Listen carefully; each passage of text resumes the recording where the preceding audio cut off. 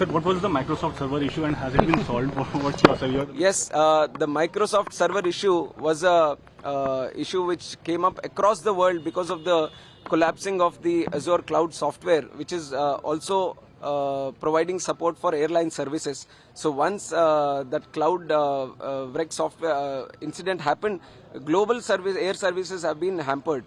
And subsequently, Indian carriers also faced some kind of problem yesterday, and which was mostly seen with Indigo carrier, and there were some flight cancellations also. But immediately, the Indian carriers came up with an innovative way of moving from the technical software side to manual way of doing things, which has eased a lot of pressure and which has cut down a lot of cancellations also.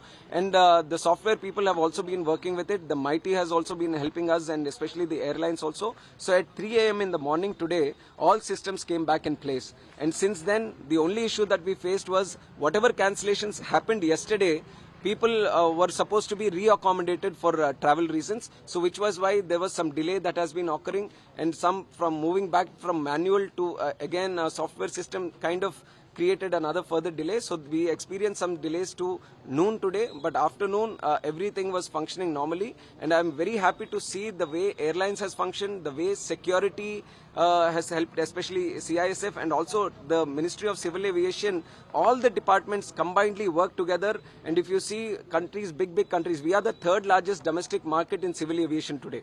US is still facing that problem. A lot of countries across the world are still facing that problem. But India reeled up really fast in handling the crisis, and we are back to normal today. And wherever anyone is experiencing any issues, we are trying to get in touch with them. All the airports are still under watch, and we have given them strict instructions that passenger convenience should be the topmost priority, and any issues from anywhere should be treated with the utmost concern. This is the instructions that we have sent from the ministry also.